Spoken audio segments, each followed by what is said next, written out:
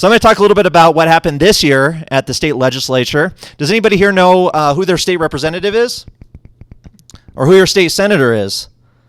Anybody know how many state legislators there are in Colorado? Too many. Too many, that's a good answer. So state level. State level, there's 100. There's 65 state representatives, 35 state senators. So really, you think about it, 100 people plus the governor really deciding what laws we have to follow under penalty of possible death if we disobey them and get caught, right? So very important, I think, to understand what's happening at the local level. You know, I know nowadays, right, there's Ukraine, there's COVID, inflation. There's so much happening internationally, nationally. And it's interesting, right? It takes up most of the conversation. If you're talking about politics to somebody, you're talking about national politics probably, right? What did Biden say? Oh, what about Trump's getting back on Twitter? Or did you see this? Did you see that? It's interesting, okay, but is it really affecting your life? Well, it's not affecting your life the same way that it is at the state level. Because here in Colorado, you know, whether it's how you send your kids to, where you send your kids to school, the potholes in the road you drive, or any of the myriads of things that our business people have to deal with on a daily basis, it's really at the state legislature that the real battle's being fought to preserve our freedoms, preserve our liberty. So I'm going to talk about some of the terrible things that happened, but I want to leave you with hope as well. You know, as distant as things seem in the national and federal level, there's very little we can really do about it. I mean, that's the reality, right? We can't influence the president. We can't influence the U.S. Senate, not very easily. But here at the state level, there's not that many people involved to the point where these legislators, if you put some pressure on them, if you kick them out of office come November, if you become a little bit more active, if the citizenry becomes a little bit more active, we can hold them accountable and really push back. And there has been a couple wins this legislative session through some division within the legislature that I'm going to talk about. So we'll get started here.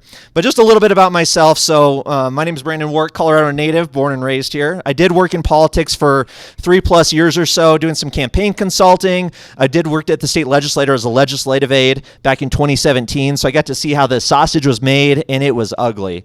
As somebody who's a libertarian-minded person, somebody who believes in freedom and liberty, it is tough being down at the state capitol and seeing what they do down there. Even the best legislators that we have are voting for things like renewing real estate licensing and stuff that seems so benign, but really, people who understand economics or have a liberty mindset know that this is actually a detriment to our well-being in our society, right? So in my mind, you know, politicians at the state legislature are mostly either cowards or they're criminals. I mean, that's the reality of it. Almost without exception, that's really the two categories they fall into. And of course, most of the legislators want more power, which means more money, more of our money, and taking away our freedoms. So kind of a little bit of an outline of what I'll talk about. Overview of the legislature, some of the big stories, the themes of the legislation, kind of good, bad, and ugly of what we're facing. And, you know, did we gain any freedom? Did we lose any freedom? And kind of what does the future hold? So overview of the state legislature, it meets for 120 calendar days. So one of the big advantages here in Colorado, one of the things that's keeping us a little more free than some of our other states in the country, we do not have a full-time legislator. There's some states, believe it or not, where the legislature is constantly meeting all throughout the year, coming up with new schemes to steal our money, new plans to impoverish society. So we have 120 days where they try and do this. And that limit really does constrain what the legislator, what the politicians are trying to do. So that's one of the big advantages we have. So that's pretty nice. So second Wednesday of January every year, according to the state constitution. So this last January it started, and then as I said, May 11th, sign die, they call it the last day of the legislative session. So how does the legislature sit currently? So there's the balance of power. You know, in Colorado, as many of you know, it is a pretty blue state, at least politically. We have the full executive branch, governor, attorney general, treasurer, secretary of state, all Democrats. The legislature's not too different. So since 2016, there has been a Democrat majority in the state legislature. So currently this year in our state Senate, we've had 15 Republicans and 20 Democrats. So, you know, some advantage there for the Democrats, but not massive, especially when you compare it to the House. There's only 24 Republicans to 41 Democrats. So pretty super majority there. And whether you like Republicans or not, whether you like Democrats or not, the idea that we have one party in control of the executive and the legislature could be a little frightening, right? Because if they all agree on something, it's going to get passed. So in the Senate, we have Stephen Fenberg from Boulder, who's the Senate president, one of the most powerful positions in the state Senate. He's also a really hardcore Democratic activist. He created a group called New Era Colorado with some of the other political insiders. One of the leading forces behind the kind of progressive policy here in Colorado. He was really trying hard last year after that terrible tragedy in Boulder to push assault weapons bans and things like that. So he's very hardcore, and just this year he got promoted to be the Senate president when the former president got a position in the Biden administration. And then in the House, we have Alec Garnett from Denver here, Speaker of the House, also a very powerful position. But looking forward, a lot of people, at least on the conservative or Republican or even libertarian side, see an opportunity. You know, if there's only a 5-seat majority, you switch 3 seats, now all of a sudden you have a divided legislature, and it slows down the process. It really prevents things from being just rushed through completely. So some benefit there, some food for thought for anybody who wants to be politically active come November. Now, believe it or not, we have some good news. We do have some very libertarian-leaning Colorado legislators. This is the Liberty Scorecard, put out by Sue Moore and Friends, an awesome organization. And I'll read this here on the bottom. It is the Colorado Liberty Republicans produce the annual Liberty Scorecard. It's a measure of how our state lawmakers vote according to constitutional principles. So that's individual rights, free markets, and limited government. All issues everybody here can probably agree on. So we actually have some legislators who scored pretty highly. Patrick Neville, former state minority leader. Dave Williams from Colorado Springs. Shane Shanridge from Colorado Springs, Stephanie Luck down south, I believe Pueblo area, Kevin Van Winkle. I mean, we got some good people. Pretty much the entire top line, if I'm not mistaken, is going to be out this year. They've either term limited because they have 8 years they can serve. So we'll see kind of who fulfills that role going forward. But we do have some rock star legislators who are introducing some very good legislation I'll touch on a little bit. But of course, these people are in the minority, don't have a lot of power. One interesting person to note is Ron Hanks. He's running for U.S. Senate on the Republican side. Big election integrity that, I don't know if anybody's following the election, 2,000 mules, the election was stolen, this kind of narrative. He's one of the leading forces here in Colorado on the Republican side, kind of pushing that agenda. And he actually is kind of the favorite candidate to get the nomination for U.S. Senate come November. So pretty interesting there. So big stories this session. So some of the bigger things that happened, definitely reelection. If you're here last year or saw what I talked about, I mean, it was all out assault on our rights and liberties. Last year, the Democrats pushed through so much legislation to raise our taxes, to take away more of our liberties. But this year, it's a little bit different story because come November, there's a big election. The midterms are going to be huge, especially after COVID, right? A lot of people think there's going to be a swing, there's going to be a pushback on that. Probably right. So what does that do to the legislators? Well, if you're a politician, the number one goal you have is to get reelected and to get the next higher office, right? I mean, these people are doing it as a career. They want more power. They want to be the top of the pyramid, right? So reelection years in general, midterms like this, kind of temper the mood of the legislators, of the politicians, so they're not as extreme. They don't push as hard, which is kind of cool in a way, as you'll see this year. So 17 out of the 35 Senate seats are up for election this year, and all 65 in the state house. They serve 2-year terms are up. So one of the big fights one of the big questions too is how does the minority party fight back against the majority? You know, what can they do, right? They're outnumbered. They're not going to pass votes. Well, there's some parliamentary procedures actually that they can do to kind of slow down the legislation. We saw this in the last 2 weeks this year, where the Republicans, asked the bills to be read at length so that they have to read the entire bill, slowing down the process, stretching it out. You know, there's a clock. That 120-day clock is a real thing. They can't go past that. So anything that the minority can do to kind of slow down the clock and prevent that legislation from being rushed through gives them an opportunity to fight back. So that's just one interesting dynamic that way. And there was also some fighting within the parties this year that was kind of interesting. As we saw in there, Shane Shanridge, one of our Liberty leaders really in the legislature, versus McKean, who's Hugh McKean is the minority leader in the House, up for re-election this year, facing a really tough primary battle up in Loveland. And they actually had a belly bump, a physical confrontation on the state legislative floor where they bumped bellies. And so there's some division within the parties too, right? And that's something else to notice, right? Just because they're all Democrats, they don't all get along. Just because they're all Republicans, they don't all get along. There is some dissension and there is some fighting among the ranks about what issues are important. And that's something that I think people who believe in liberty and freedom can kind of leverage to kind of stop some of the worst stuff from being pushed through. Sandridge also called out fellow Republicans. So the state party chair and some of the other high-profile Republicans in Colorado were really pushing this fentanyl fear-mongering. As we'll see, that was one of the biggest bills this year was fentanyl, fentanyl, fentanyl. You know, found 5 people dead in an apartment in Denver, if you guys remember that, a couple months ago. I mean, it's a scary issue, right? But it's an issue that's really mobilized the political sphere that way. And Sandridge actually is a very libertarian-leaning candidate, used to be a police officer, and was completely saying, you guys are fear-mongering, you're out of control, this is not accurate, and kind of gotten a little bit of a tussle with them, whether it's on social media or in person, as we saw at the belly bump, and he's actually not going to run for re-election this year.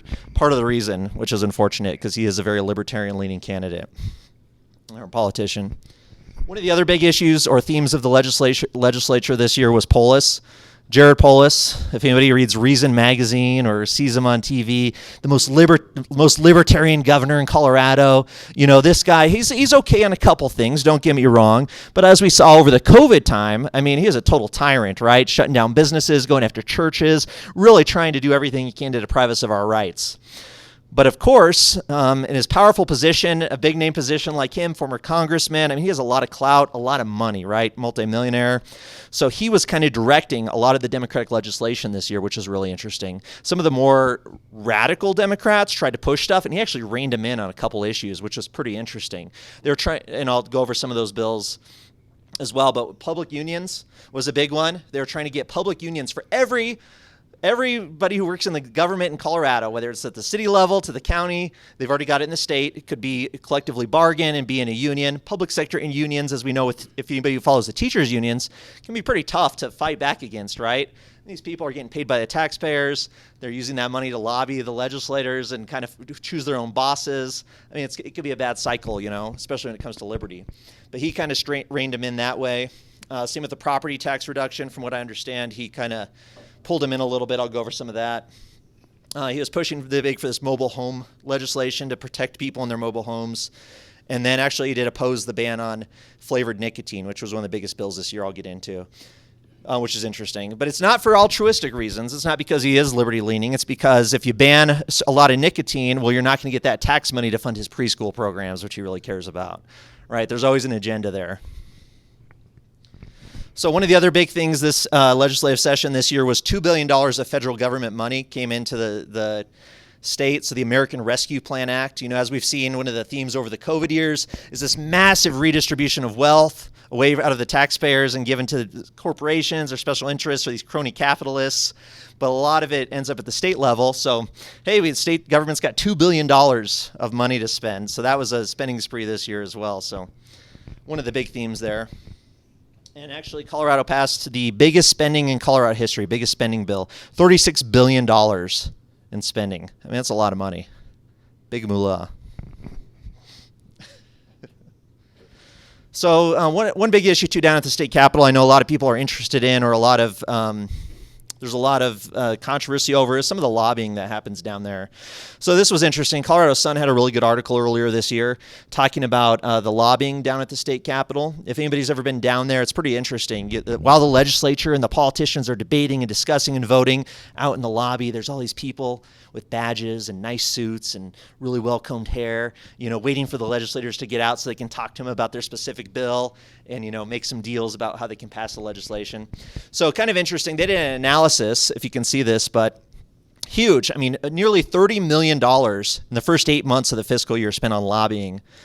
And it was a little bit higher than last year. It was $26 million and $25 million the year before. So money keeps going because the state legislators, we've seen, they get a lot of money. They get a lot of power. As they get bigger, right, you're going to attract more people there to want to get a slice of the pie or fight back against this big, powerful government, right, as they get more powerful. So what the biggest things that were lobbied on, there was 148 lobbyists on the reduced greenhouse gas emissions in Colorado legislation. So it was really these green bills, which I'll talk about, that really drove a lot of people in the business community and the energy sector to really get involved at the local political level, because they say you can't pass these bills. It's going to put us out of business, raise energy prices, control the energy markets. So a lot of money went that way. Another one that was pretty interesting, and if anybody familiar with NORML, pro-marijuana organization, has been around since like the 60s.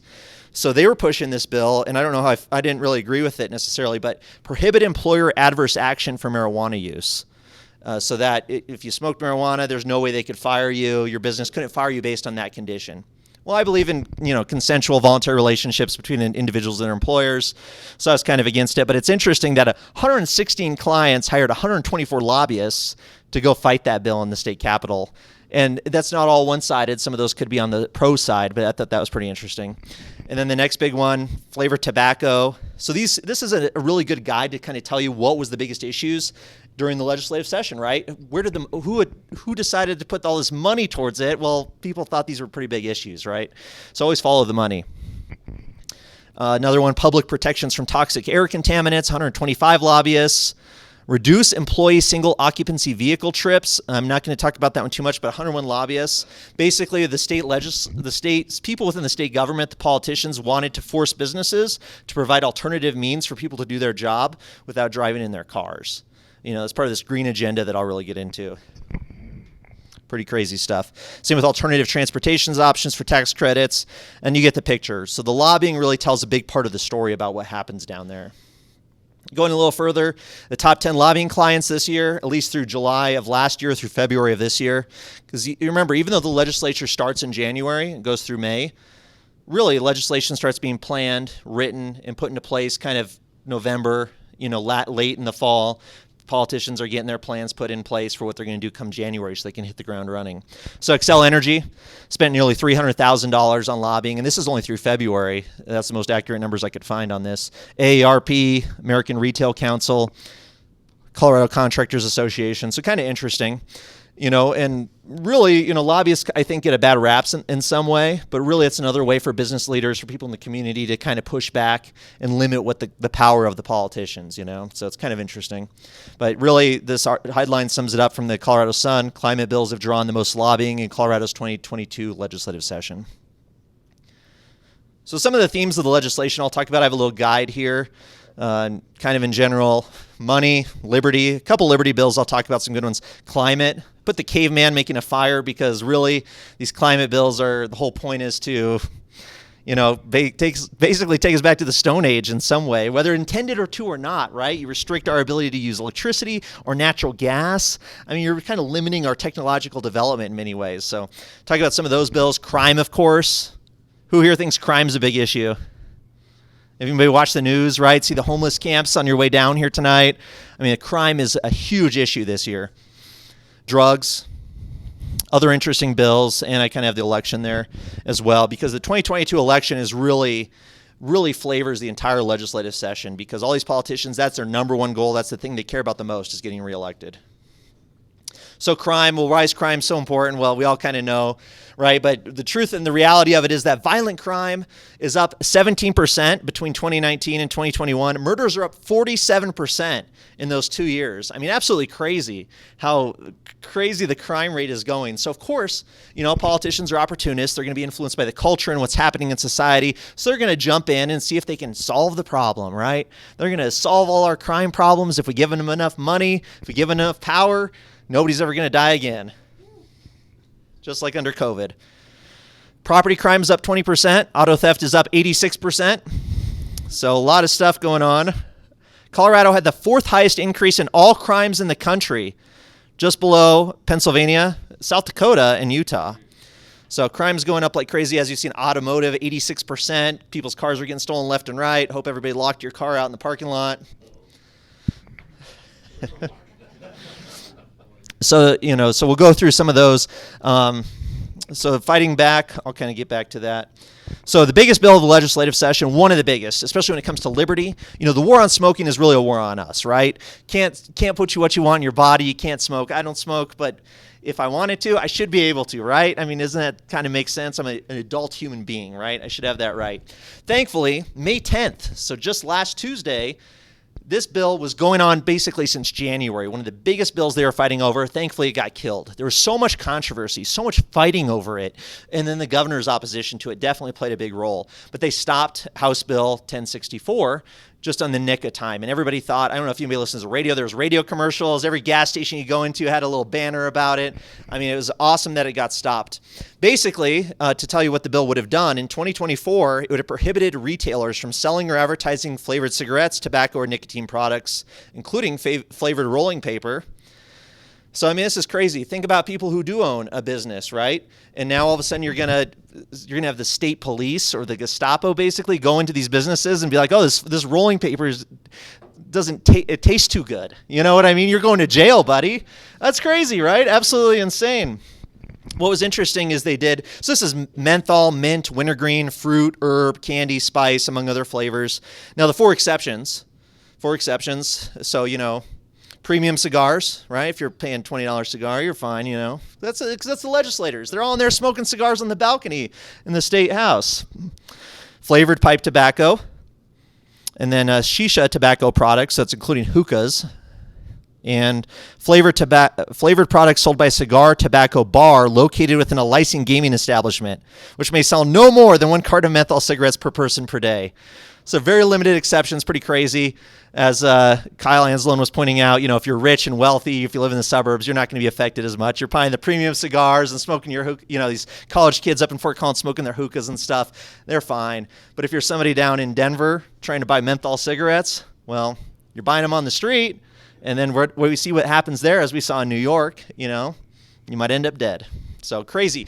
Awesome that they stopped it, but I guarantee this is coming back. Obviously, we've all seen, too, that there's a federal push to do the same thing. But here at the local level, at least it's stopped for now. And part of it is, too, some of the stuff that stopped, it's not going to go away. They're going to keep trying. So a reason to be politically active, if there ever was one, is because they're coming after you eventually. Another big bill, a lot of text on this one, but the fentanyl accountability and prevention. Sounds great. Hold people accountable, prevent fentanyl deaths. Is it going to work? Well, I don't think so, right? Remember the BLM, George Floyd riots, all of that? It's crazy. So one of the big things, too, as we saw in 2020, 2021, particularly, was all criminal justice reform, right? We had all these politicians coming out, and we're going to reverse all these laws that have disproportionately affected minority communities. We're going to try and make things easier for people so they're not being thrown in jail.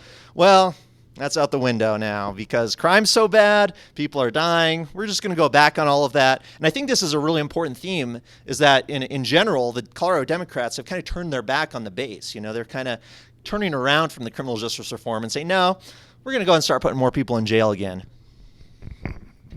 So ramping up the war on drugs.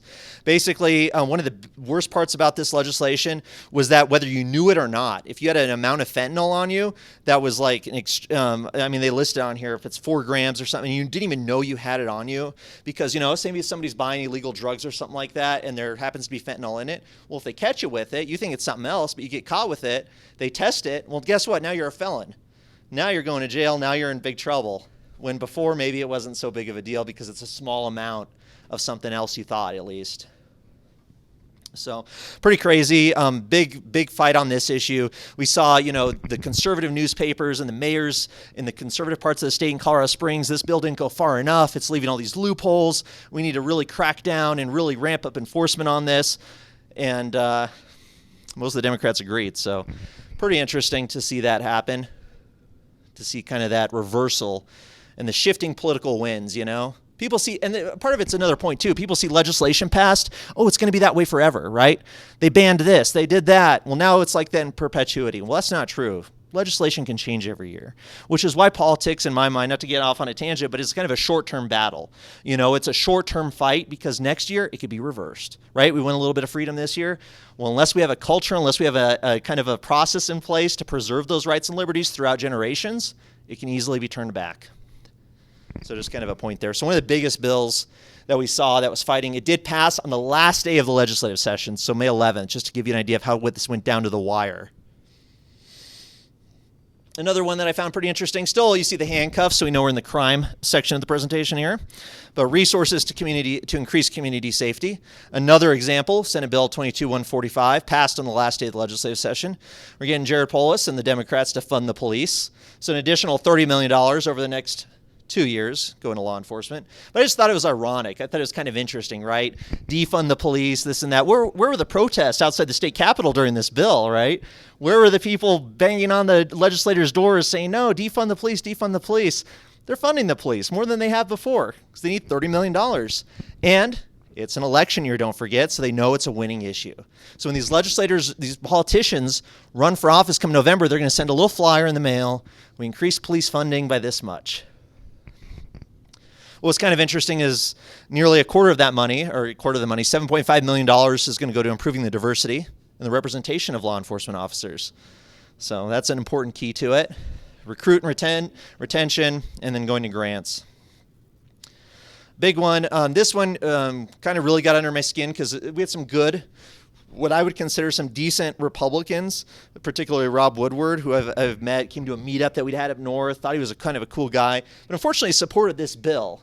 And this is a good example, I thought, too, of how the law and order types can kind of people who are otherwise very liberty-oriented can kind of latch onto something that has broad implications, not realize it or not care about it. So the governor signed this back in March. So basically, you get a Democrat-controlled government supporting this bill. But basically now an online marketplace, so if anybody does online sales, you have a 3D printer and you're printing stuff, selling it online to people, you have your own little side hustle. Well, if you're high volume, if you're selling too much on Amazon Marketplace or on eBay, now you are required by law, by state law, to report a bank account number. And if you do not have a bank account, you need to give the name of the payee to whom payments from the online marketplace are issued, including your contact information, a business or individual tax identification number, so that's your social security number, most likely if you're an individual, and a current email address and phone number. So basically the idea here, right, you can see kind of why they were pushing this bill, because all the porch pirates, right, all the people stealing stuff and selling it online. There's a need to stop that, but is really trying to force individual entrepreneurs to give all of their money, their bank account information, their money information, and their identity and social security number to the state so that they can protect us from people selling stuff online. I mean, absolutely outrageous, right? I don't want this to be depressing either. I want you guys to be happy and excited. Too late. Natalie, do you have a quick thing to add there?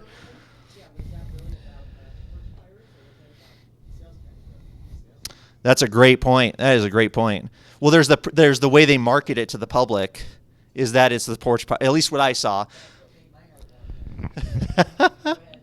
No, if you guys don't know Natalie Menton, she is one of the most rock stars. She is one of the best liberty activists in the state, 100%. Total rock star. Definitely talk to her if you're interested in getting involved, especially with ballot initiatives, all of that. But yeah, 100%. Tax revenue is where it's at. All right. This one was kind of interesting.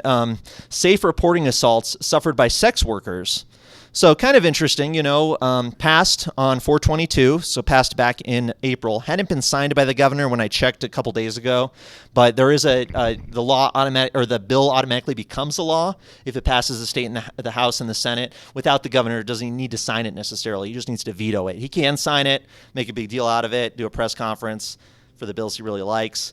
Other stuff he can just kind of let become law. But kind of interesting, and this idea is to protect sex workers who are victims of crimes without getting them in trouble, legal trouble, for being sex workers. So that was kind of interesting. Kind of something I haven't seen a lot of legislation pass. So interesting that this passed. To read it real quick, if a person witnesses or is a victim of certain crimes, the bill grants the person immunity from certain prostitution-related charges if the evidence for the charges derives from seeking assistance from a law enforcement officer of the 911 system or a medical provider. So probably a good thing in general, right, from a liberty perspective or from a human rights perspective, right? If somebody's a victim of a crime, they should be able to report it without fear of being in jail for doing something that other people might not like. So I don't know if that's a win for liberty necessarily, but it could be under certain circumstances. Like I said, one of the biggest issues that we've been seeing over the last couple of years is this election fraud, right? 2/3 of Colorado Republicans believe the election was stolen from Donald Trump in 2020. There's more stuff coming out every day, documentaries and videos and online, articles about that. So big thing. I don't know if you guys know about Tina Peters. Has anybody heard about Tina Peters? So Mesa County up in the mountains, county clerk. So she's kind of in charge of running the elections at the county level. Well, she believes there was fraud. So she kind of leaked the data, kind of a whistleblower, if you will, of providing that information to other people so they can verify if it was stolen or not. Which, by the way, the fact that our election software is not open source, or that there's this code or these systems in place that are not open to the public to determine the elections, I mean, that's enough to at least give me I would hope most people kind of an idea that maybe, well, they're hiding something, or how do we know, right? How do we know? We haven't seen the code. We haven't seen how they actually process these ballots. So how do we know it's accurate? We're taking the words of politicians. That's enough for me at least to be a little skeptical, right? So Tina Peters leaked this. She's facing like 4 felony indictments. She's the current lead running for Secretary of State on the Republican side. I mean, the Republican base is rallying around her. It's a huge issue. The Secretary of State, Jenna Griswold, who's truly a Soros-funded politician, 100%. Campaign finance reports show that. Is completely doing everything they can to squash her and say that we have the most fair and free and secure elections in the world history.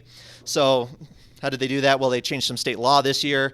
Basically, the Anti-Tina Peters Act to require county clerks more training, state overseeing of elections, basically more centralized control from Denver over all these rural districts in terms of how they're running the elections.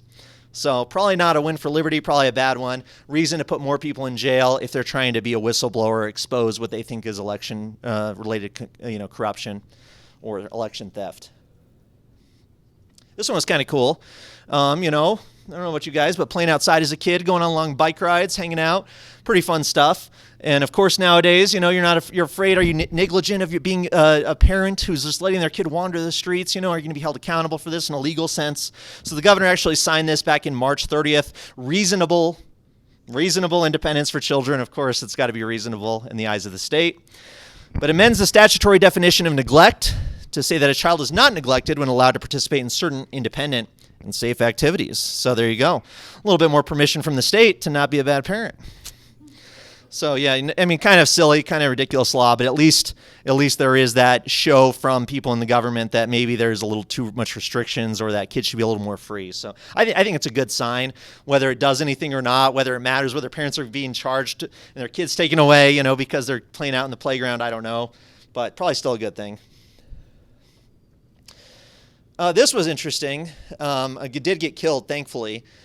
On the legislative website, it said it was killed on May 12th. I don't know how that's possible. It ended on May 11th. But anyways, motor vehicle devices and motor vehicle driving, they've tried to pass this multiple years in a row, and I guarantee it's coming back. But it would basically make you a criminal. That's right, a criminal facing a misdemeanor if you are caught using an electronic device while driving. So i.e. your cell phone, right? If you have your cell phone, if cop sees you with your cell phone, another reason to get pulled over,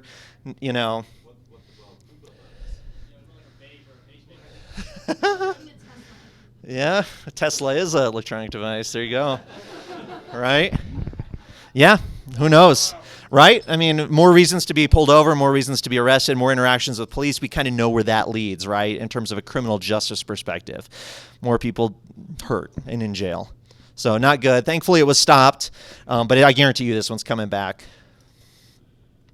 The Vote Without Fear Act. Now, thankfully, believe it or not, this was the only gun control that they actually passed this year. There was talk of an assault weapons ban, of really expanding the gun control in our state. Thankfully, a lot of that was squashed, and I guarantee you part of it was because it is an election year, and people are afraid, crime's out of control, you want to disarm people, take away their ability to protect themselves. Doesn't look good if you're a politician. You're an easy target at that point. However, you can vote without fear now. So be thankful for the state government that if somebody is openly carrying a firearm at a polling location, a drop box, or a central accounting facility during election activities, now they're a criminal. So as we've seen in Denver, where they've banned now concealed carry, I don't know if you saw that this week, and state property. So you go and turn in your ballot at a state place. Now you can't open carry, you can't concealed carry. I mean, I do believe that'll be overturned in some degree because it is a flagrant violation of our Second Amendment rights. But basically this bill, which was signed into law, disarms law-abiding Coloradans when voting. So now only the criminals will have the guns. I mean, we vote by mail majoritarily, so it's not going to really make a difference. It's kind of a symbolic bill, but this was interesting. I'm sure some of the people in the room would find this one not bad, kind of cool. But plant-based medicines is the idea. So killed, of course, in committee. If you don't know, there's committees that are controlled by the majority party where if they don't want a bill to go any further, they call it a kill committee. They send the bill there, assign it to that committee. They know that the people there know we're going to kill this bill. It's a bad bill. Leadership kind of controls all of that, which is why leadership in the legislature is so important. So this bill would have been interesting, though, if it did pass. And I do think the fact that it was even introduced is a good sign. It shows the tide is turning on some of these cultural issues. But the bill would have created a plant-based medicine policy review panel, but basically study the use of plant-based medicines to support mental health, It would operate for 1 year and submit a report on its findings. So it's kind of the initial steps, kind of the first step towards some sort of state-driven decriminalization measure around plant-based medicines. So the bill defines plant-based medicines. You may be asking yourself, what is a plant-based medicine? What is a naturally occurring hallucinogenic plant-based compound, such as only including psilocybin, psilocine, dimethyltryptamine, and ibogaine.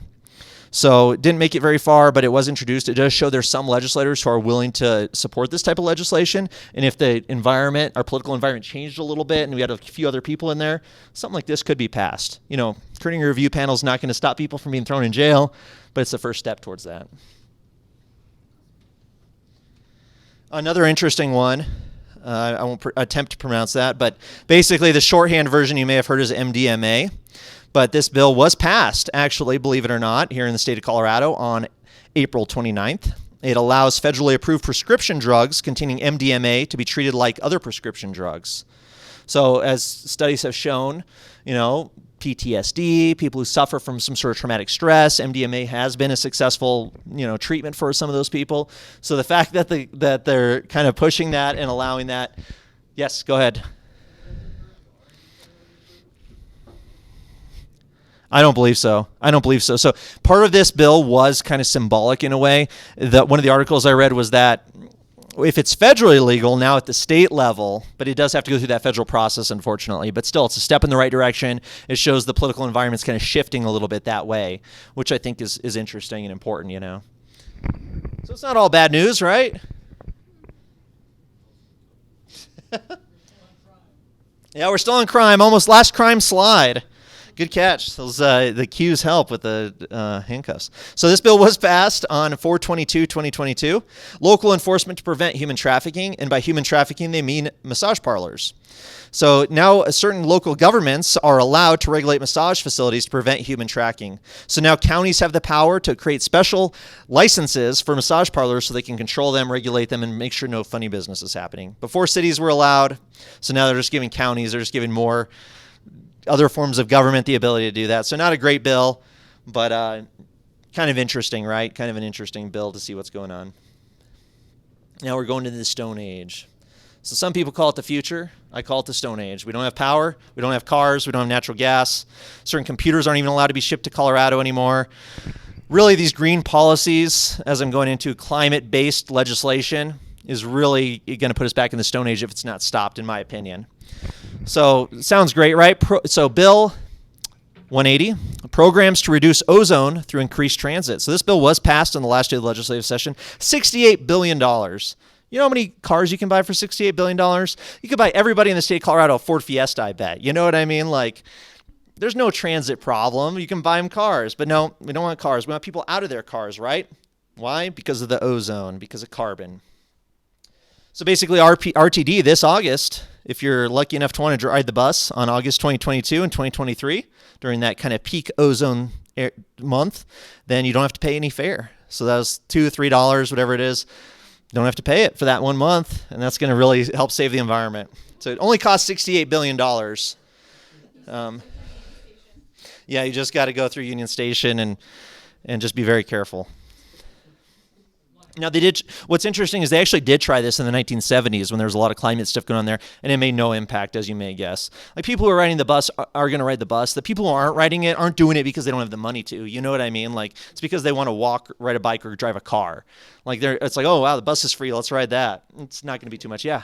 Is that really $68 billion, or do you mean million? Because the whole budget for the state is $36 billion. Well, I'll double check, but I believe it's because it's $68 billion over several years, and I could be mistaken. I could be totally wrong there, but I believe it was a part of the program that it's $28 million for this, another $10 million for this, and I could be completely wrong, but maybe it's closer to $1 million. That does make sense, so I will verify that. Moving on. Building greenhouse gas emissions. So this one, I think, I've noticed that a lot of this legislation has been introduced in the several years, not just in Colorado, but kind of across the country. There's a concerted effort to ban natural gas. You know, they really want to get people away from natural gas, which if you own a home, you know how expensive it is to use electricity to heat everything or to cook, but they want to get rid of natural gas. Why? Because it's a pollutant, because there's too much carbon there. So this bill did pass, $25 million price tag. That sounds a little more reasonable there, but it's going to require the Colorado Energy Office, a wonderful name like that, Colorado Energy Office, is going to identify for adoption in local governments and certain state agencies to adopt and enforce model energy and low carbon codes. So basically increases state and local government expenditures, ideas to replace natural gas with electricity, and it's going to keep increasing new construction is one of the big current concerns, you know, because housing prices are so cheap in Colorado. Let's just keep bumping those prices up. You can afford to raise the price tag another 10 grand to put in all electric, whatever. So yeah, this one I think is particularly nefarious though, because the ability for people to heat their homes, to cook their food, the government's going after that. I mean, this in and of itself should be causing an uproar, you know? Now this one, there's a lot of text on. It's absolutely crazy. It is one of the most complicated bills that passed this year on the last day of the session. There's been a big push. There's some editorials out there, Denver Gazette and others trying to get Polis to veto it and stop this becoming law. There's a huge lobbying push. A lot of businesses were really pushing against this one during the legislative session. So basically, the state's going to designate a nonprofit, so a non-governmental agency, to implement a program that businesses will have to pay. You'll have to be a member of this nonprofit legally. You have to pay this nonprofit money if you produce basically packaged goods. So if you make and sell packaged goods, then you're forced to join a producer responsibility organization, which you pay dues to, and then basically they're going to tell you how you're going to recycle all the packaging and make you pay for it. So, I mean, it's absolutely crazy. It is so complicated. There's a quote here, and I'll post the source. I don't remember where it was from, but basically, in other words, the government couldn't figure out recycling in the state, so it's standing up a nonprofit and forcing a few industries to fund it. So basically, it's absolutely crazy to create this non-governmental entity businesses are forced to pay into that's going to create this recycling program for the entire state and all these businesses. So $5,000 penalty plus $1,500 per day if you violate it. So no later than January 2025. So this could still be stopped, right? And legislation could change this and reverse it. But producers of covered materials are required to pay, quote, producer responsibility dues, end quote, established by this PRO, this nonprofit that's going to be doing it. So absolutely crazy. Our recycling rate's only 16% in Colorado, so this is going to boost it up because you're going to force people to do it under penalty of law or taking their businesses away from them. Basically, that's what it comes down to. Now, passed on May 10th was turf replacement program. So basically $2 million to a cash fund to try and get people to tear out their grass and replace your turf with artificial turf or xeriscape or rocks or whatever. So pull your grass out because of water. You're using too much water. You got to pull all the grass out. So they're going to start paying people to pull their grass out. This is real. It's not the Babylon Bee. If you've done it already, plant some new grass, you can get the money.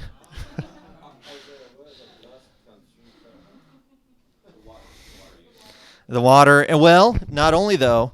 So this was the bill that kind of goes along with that in my mind, but basically they wanted to ban gas-powered lawn equipment. They want it in certain climate zones. So if there was a climate zone with too much pollution, like say the entire Denver metro area, you would no longer be able to legally buy or sell gas-powered lawn equipment. So this kind of goes in, and because they produce too much carbon, they produce too much pollution. So, well, what are you going to do about these lawns? We're going to pay people to pull them out. So these kind of bills kind of go hand in hand. Now, there was so much outcry over this bill, and this is some of the pluses, right? Citizen advocacy, special interest groups, business organizations, they're pushing back. And it works. It works. Just because the legislature of the state has so much power and money, they don't get to do whatever they want. I mean, that's one of the most hopeful messages of this. So it did stop. The bill was amended, basically, and abandoned. They amended the bill to eliminate the ban, and then the bill was entirely abandoned at the last week of the session. So, but yeah, leaf blowers, lawn mowers, you'd have to get electric ones. Absolutely crazy.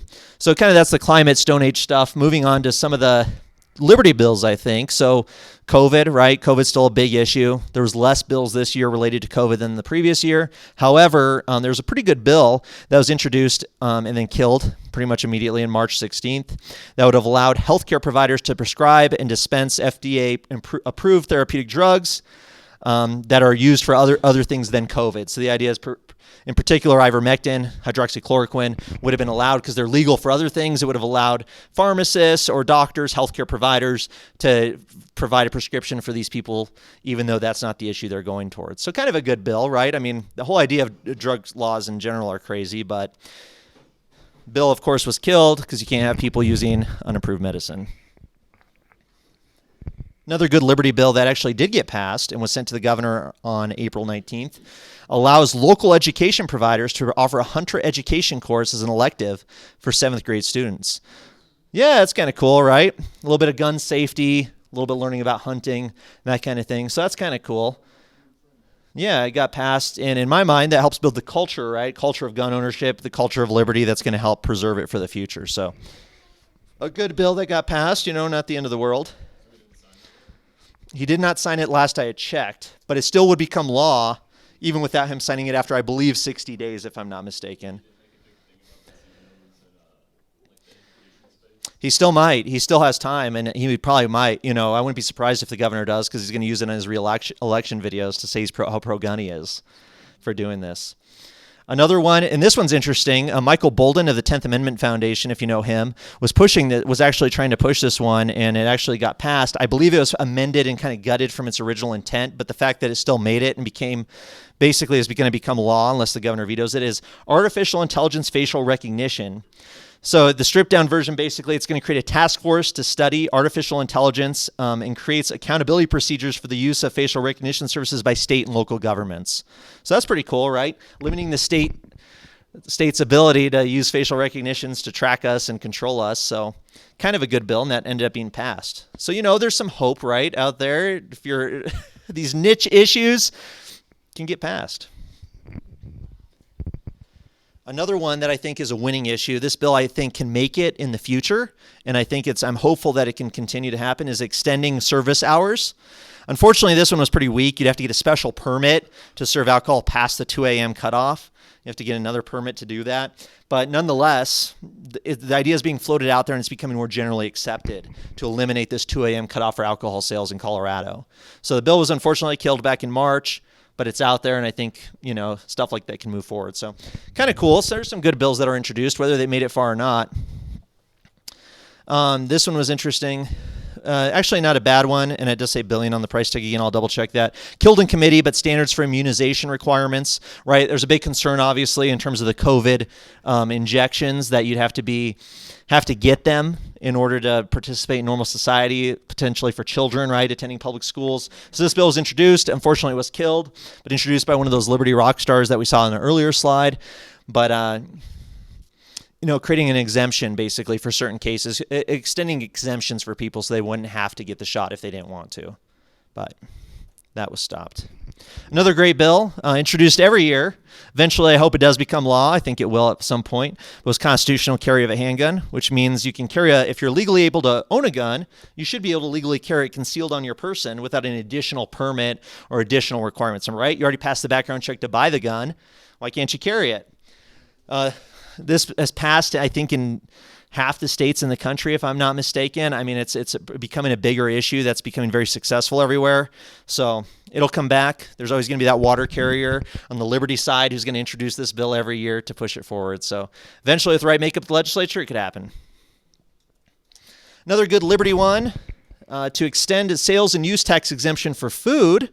So already there's a state exemption for food purchases, but this would have extended that tax exemption for food and domestic home consumption to all food. So, that's food you buy at the restaurant for takeout, things like that. It would exempt all state tax from that. Unfortunately, the bill stopped. One of the best parts of the bill is it would have decreased state revenue by $460 million a year in that tax money that they're collecting. But can't have that. Moving on to some of the money bills that I thought were kind of interesting this year. This one is total election year politics, but bust as business, reduce fees for business filings. So this bill was passed on the last day of the session to show how great our politicians are by reducing most business filing fees to only $1 instead of the $10 to $50 that it normally costs.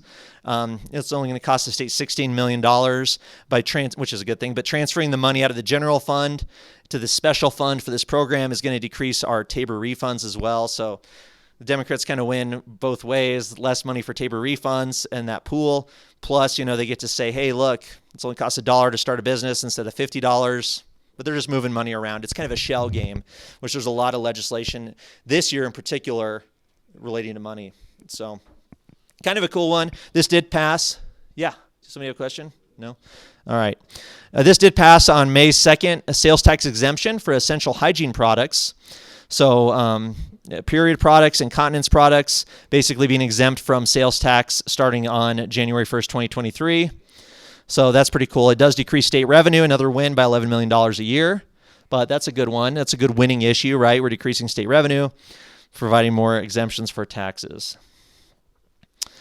This one, basically, so last year the state legislature passed a gas tax, and they were really smart about how they did it. It's going to increase 8 cents more per gallon. It's going to cost you a whole bunch of money, basically, when you fill up a big gas tank. But they made it so it doesn't start till January 2023, after this year's election, because they don't want people this year seeing your gas bill go up at the pump and then making a connection, it's these dastardly politicians down in Denver. So basically what they did, politicians are playing their games. They're going to go and decrease state revenue this year, temporarily reduce road user charges. So those taxes, they're going to postpone them now till April 2023 instead of January 2023. So pretty good. Starts at so some of there's tier. It's all prorated kind of in a way. So 2 cents per gallon from July to now till April. That would have been this year. Basically, they're just moving money around, pushing it back. They're not eliminating any of the taxes they're charging us. They're just pushing them back because they know people are paying at the pump. This one was a pretty good one, too. A child care center property tax exemption. So passed just last week towards the end of the legislative session, basically including property that is rented or leased and used as an integral part of a child care center now are exempt from property taxes. So not a bad thing there. Will deprive the state government of $3 million next fiscal year is the projected number. So kind of a cool thing there. And I think that can be a winning strategy in a way, is find these little niche areas, whether it's certain products at the store, certain businesses that can get more exemptions. The more exemptions, the better, to deprive the state of the money and kind of, yeah, go ahead. Oh, great question. Great question. All right. Property tax. This was a big one. So basically, property taxes have been going up quite a bit, as everybody has seen, not just the value of your property, but also because of state law. So basically, this would decrease state revenue by $61 million, but it's really also a shell game. And I know Natalie knows a little bit more about this one than me, but it does deprive, local government revenue, $92 million next fiscal year to $127 million the next fiscal year. There were some good bill sponsors on this one, so I kind of was thinking it was probably a pretty good bill.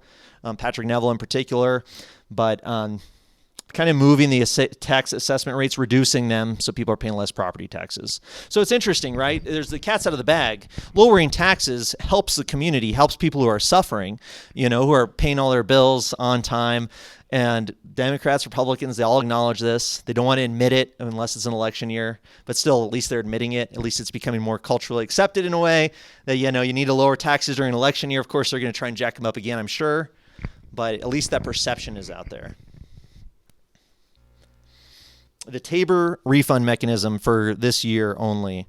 So I don't know if anybody's seen the headlines. Basically, everybody, thanks to the great governor and the wonderful legislators, we're going to get $400 checks in the mail come October, September, right before the election. It'll probably come in the same week that our mail-in ballot comes in. You get a check for $400 and then the little flyer about how great the governor is, and then your ballot right there. I mean, perfect political maneuvering, right? I mean, this is genius. This is Machiavellian, Basically, it is kind of a shell game. They're moving money around. It's going to have, so according to the State Legislative Council, it will have no impact on our Tabor surplus or the amount of the refunds paid during next fiscal year, but it changes the distribution of refunds among taxpayers. So, right, you should get, if you pay more taxes, logic would have it, you should get more money back when refund time comes around. Well, this kind of redistributes that wealth to make it more fair, more equitable, and more even. So the idea here is that everybody gets $400 instead of some people getting a lot more. So, if you can see this, if not, but say you make over $263,000 a year, you would have gotten $1,000 back on your TABOR refund. Now with this bill being passed, you're only going to get $600 back.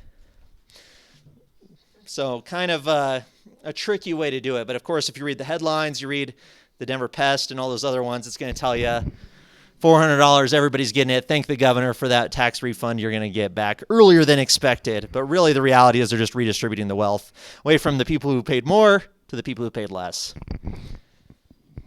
Not too surprising, right? I thought this was pretty interesting. This is same author of this Denver Post article, Alex Burness. Exact same writer, but just a year apart. So the first one on the left is from July of last year. Tax refunds for Coloradans? Not if Democrats can help it. And Alex Burness is a kind of a Democrat-leaning journalist. He definitely is somebody who doesn't really go after them at all. So that's a pretty, he's not trying to do a hit piece. It's the reality. This article has all these quotes from state legislative leaders about how TABOR is so unfair, how people shouldn't be getting tax refunds. The government can better use that money for our schools and our roads and, for the children, the whole story. Well, here comes this year. So this article is from April, just last month. Colorado taxpayers can expect $400 checks by late summer, Democrats announce. So non-election year on the left, election year on the right. Makes a lot of sense, doesn't it? Politics in two frames. And I'll post this online too if anybody wants to see these links and dig deeper into it. Kind of interesting. This little guy here is looking at the thinker. He's going to post some stuff that might be interesting legislation, but I didn't feel like fell into any of the other categories. This one was interesting, and actually John Caldera, one of the head honchos here at II, Independence Institute, where we're meeting tonight, was really in favor of this bill from what I read from his editorial. Protections for donor-conceived persons and families. I don't like that there's new licensing requirements for, sperm and egg donation facilities and agencies, but it does require, and we'll see what kind of effect this has, I can only imagine, but donors who are, donors for eggs or sperm are required to agree to release their information when the child turns 18. Also increases the donation age to 21 and limits the contributions to no more than 25 families. So if you're thinking about populating the whole country, sorry. But kind of interesting. I mean, my natural thought is, right, this is going to decrease the amount of donations because maybe somebody who's donating doesn't want to be exposed or have to, deal with that 18 years from now. But kind of interesting, right? Interesting legislation. Stuff I never would have thought of. Now, this was a big one. Huge outcry, especially on the local level. But as we saw earlier, unionization for county employees passed on the last day of the legislative session. It was going to be all government employees across the state. So that means your city, your municipal level government workers could unionize and collectively bargain to increase their benefits and pay at your expense. But actually, Polis pushed back on it a little bit, revised it only to county employees. So give credit where credit's due, as bad as he is. Also, they can only collectively bargain. They can't actually strike, but it does affect up to 38,000 current county employees in all 64 counties across Colorado. So it's a heck of a lot of people now, the potential to be in a union. In a way, I think this could be good, right? Because now you have these unions fighting amongst each other. It's another kind of check and balance at the county level, right? You're creating more turmoil in the county government. So now there's, people fighting each other. And I don't know, I think there could be some potential benefit there in as much as that division of power. And now you have a new entity that's going to push back against the county. Probably not a good thing overall, but kind of interesting at least. Updates to employment discrimination laws. I don't know about anybody else, but I thought our discrimination laws were pretty bad. I thought people were being discriminated against left and right, especially if you have an in-home care worker. So in particular, this did pass, amends the Colorado Anti-Discrimination Act to include, you can't care what gender they are or what gender they're not, when hiring an employee engaged in child care related domestic services. So you get that old man who wants to come watch your kids. Well, the fact that he's a man, that cannot legally deter you from doing it. Pretty wild, right? Who thought this was even a need or a necessity in society?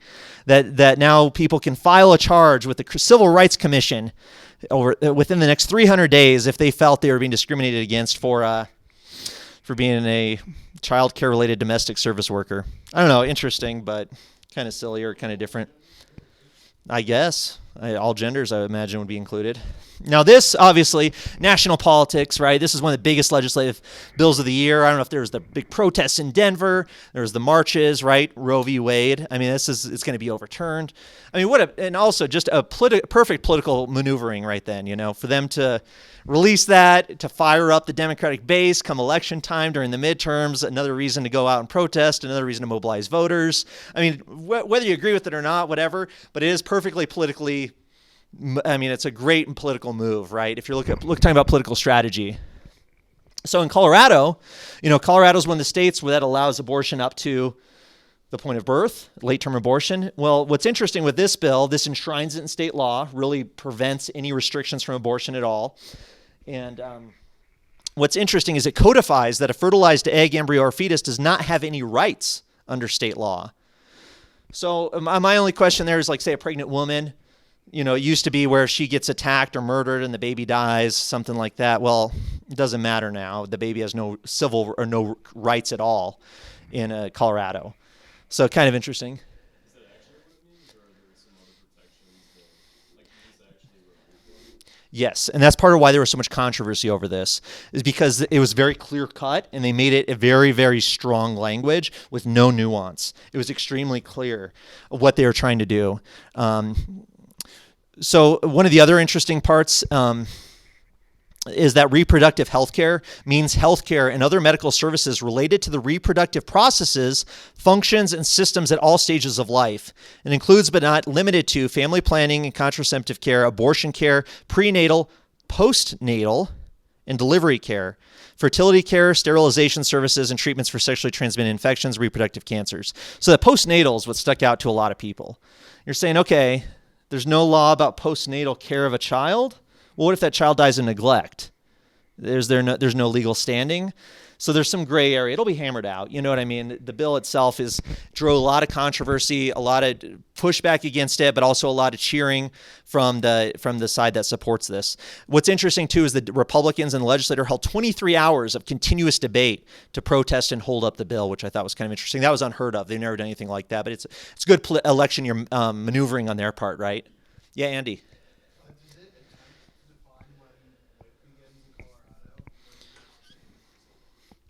I believe it does not. I believe it specifically says that there's no determination when life begins, from what I understand, at least in terms of somebody being pregnant. You know what I mean? There's no clarification there. Yeah, Kristen? I think it's important to point out that this leaked the exact same day that all the Pfizer data came out, where they knew this 12% effective, and they knew that this killing like 1,000 times more than any other vaccine that it made past. I think it's important that it came out the exact same day. Oh, that's just a coincidence. I'm sure, it wasn't planned. But pretty interesting. I mean, so one of the other controversies of this bill is that abortions are now legal during delivery. So during delivery and during labor, the abortions are legal. So clearly the baby can survive. And whether, I'm not trying to create a stand on one way or the other, but it's just interesting that this is the political dynamic that we're seeing out of our state capitol 2 blocks away.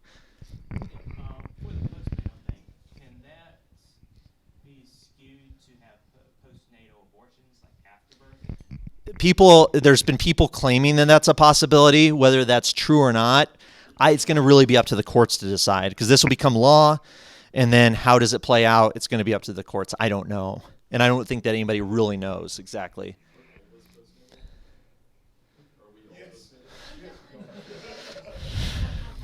I don't know.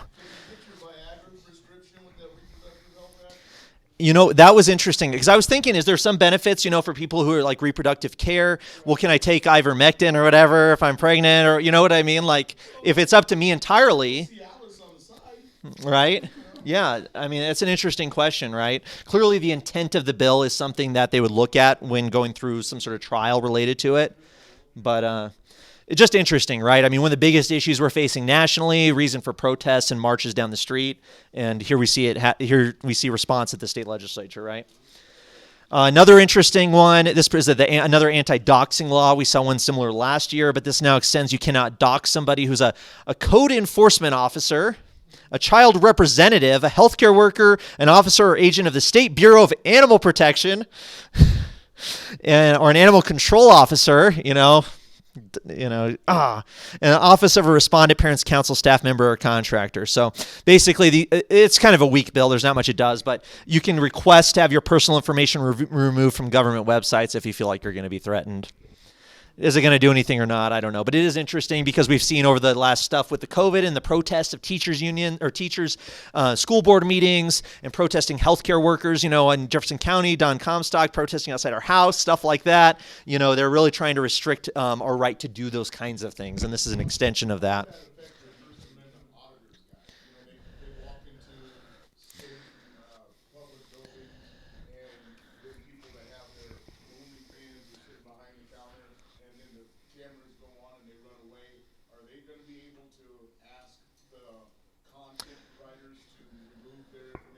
Not yet, because this is only government websites that this applies to.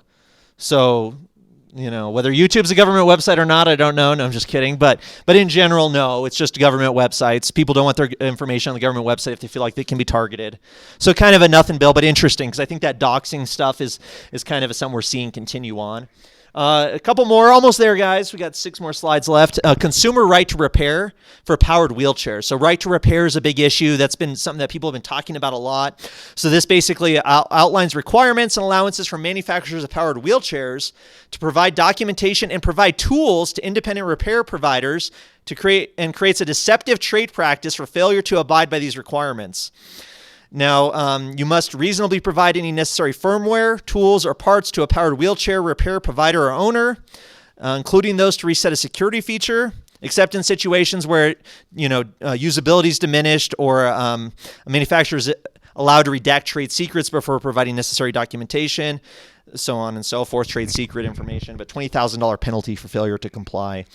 So kind of interesting, right? On some level, on a gut level, it's like, yeah, people should have the right to repair their equipment, especially somebody in a powered wheelchair, right? I mean, come on, But on the other level, you're forcing producers and business owners now with all these requirements. Well, now it's more expensive to produce powered wheelchairs, right? You're going to have to produce your costs. Maybe you're restricting the supply of the producers by doing stuff like this, right? Now, this was interesting. I don't know if anybody's been following the Douglas County School Board stuff, anything that's been going on down there, but school boards, right? One of the hottest political issues across the country over the last 2 years. Well, the governor signed this bill back in April, allowing school boards to hold executive session when considering multiple finalists for district superintendent. And by executive session, they mean secret executive sessions to interview candidates and rank them away from public view. So they want to be able to get school boards to decide who's going to be superintendent without the parents being able to show up, because Colorado has open meeting laws, right? If politicians are meeting in a room and discussing policy and doing that kind of thing, the individual Coloradans have the right to be there to see what's happening. Well, this kind of reverses that. So it's an anti-transparency law, but definitely a response to what's happened in Douglas County, where there was so much pushback against who they were putting in as superintendent. So not a good one for Liberty, but also kind of interesting. I think we're going to see more legislation like this. Secret government meetings. Also, now there's contribution limits for school district candidates. So another response to school board takeovers where all this money was flowing in to fund school board candidates. Well, now you can only give them $2,500 from any individual, and so on and so forth. So contribution limits, disclosure requirements for people running for school boards. So clearly they're trying to limit access to school boards and control who's playing in the school board elections, where before they didn't care, right? The school boards have been around for a long time, but only when the parents start getting upset, getting involved, now we got to clamp down on that and say, well, you can only spend so much and we're going to have secret meetings. So kind of a sign of the times, right? Another interesting one, couple weird interesting ones here I thought was fun. Motor vehicle digital number plates, allowing registered vehicle owners in Colorado to use digital license plates. I don't know what a digital license plate is, but that was kind of interesting. Yeah, specifically for cameras and stuff. So it passed. It's gonna become law more than likely, but interesting. Not sure. We'll see how that plays out. This was the one I had mentioned earlier, prohibit employer adverse action for marijuana use. I do think this was good that it was killed because I think employers and employees have the right to kind of negotiate their own employment. And, for certain industries, you have a guy who's smoking pot all the time. Maybe you should have the right as an employer, as a business owner, to say, well, I don't want you working here because of that, maybe. I don't know. I can understand if there's some mixed thoughts on that, but this bill did die. As we saw, it was really lobbied heavily, which was interesting, probably mostly from the business community. Oh gosh, yeah. Anybody watching the Avalanche game last night? Anybody watch the Nuggets in the playoffs? Well, the reason you didn't is because they didn't pass this bill. No, I'm just kidding. All right, there's this contract negotiations been going on between the people who own the Avalanche and the Nuggets, Kroenke, Sports Entertainment, and Comcast, right? So that's why there hasn't been any professional sports on TV for years. So here come the state legislators. They're going to solve that problem and force them to show sports games on TV. I mean, this is the thinking of the people of the state capitol, right? Fortunately, this bill did die, but it wasn't until the end of the session. But it would have allowed the Attorney General to require a cable provider and regional sports network to submit to non-binding arbitration in certain contract disputes. So the whole point of the bill was basically to get sports back on TV. This is what our state government does. So that was kind of all the legislation. What does the future hold? Gosh, this is horrifying. Just an article I read recently. The Denver Democrats want a full-time professional legislature. Oh my gosh, could you imagine? 120 days, look what they did. If they have 300 days, 360 days to be coming up with all these schemes. Imagine, too much time's on their hands. They'd be passing laws over every little thing. So stopping that, I think, is huge, making sure that doesn't happen. Of course, they'd have to amend the state constitution, so it's pretty hard for them to do. So not too bad. Big changes this year. Next year, I hope I can do this talk again or talk to you guys about it, but we'll see what happens. 2022 elections are going to be huge. Midterm elections are expecting a lot of pushback. Things can change a lot. Redistricting, there's new districts, so people who are incumbents who could have ran for office are now out of their district. They can't run for that office that they were a shoo-in before. They're in a district that maybe is the opposition party's more of a majority. 24 lawmakers, so out of our 100, so a quarter of the lawmakers will be gone. And that's because of term limits or redistricting. That has nothing to do with the elections. So imagine next year, come January, second Wednesday of January next year, you could have half of the legislators being new. Opportunity for change could be bad, could be good. Who knows? But it's going to be different, right? 24 aren't coming back, and maybe who knows more aren't going to come back either. So some of the big ones that are not going to be here, if anybody knows these names, Jerry Sonnenberg, Chris Holbert, Pete Lee, Don Coram, Brittany Pedersen, Kerry Donovan, Ray Scott, John Cook, Al Garnett, Diana Escar. I mean, so these people have been some of the leaders in the legislature for years, shaping the legislation that we've been faced with. So very interesting. I think next year, as years continue, we will see continued attacks on legal cannabis. They tried last year with a potency cap and going after concentrates. I'm sure that's coming back. They're just going to wait for a non-election year. And then, of course, our gun rights are always under threat. And Tabor trying to take away our taxpayer bill of rights, and of course raising taxes on us. So that's what the future holds. It can be bright, it can be good, but only if people get involved. Otherwise, we see what they're trying to do, and it can be much, much worse than what we've seen tonight. So thank you guys very much. Appreciate your time.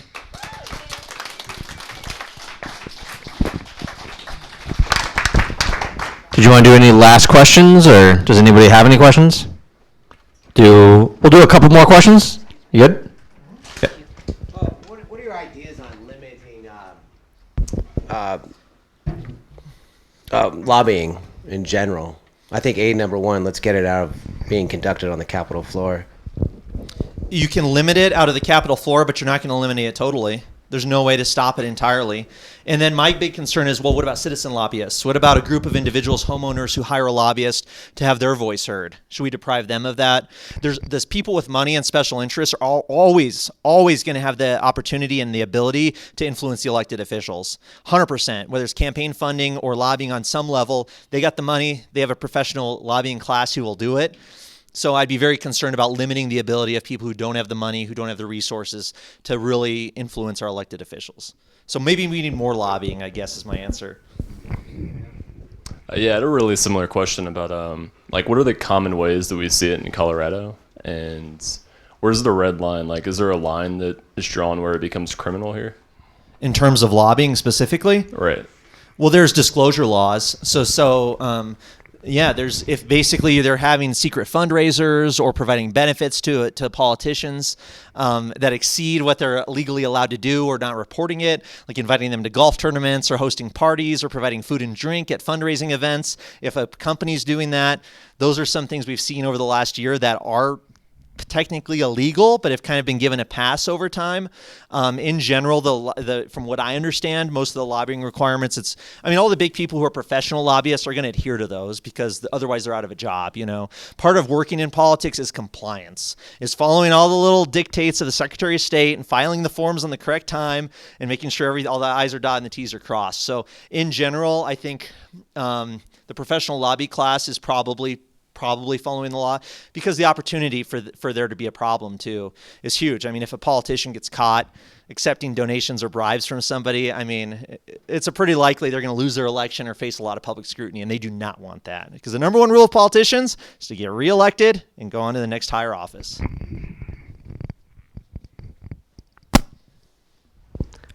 I think that's our talk. Give it up for Brandon.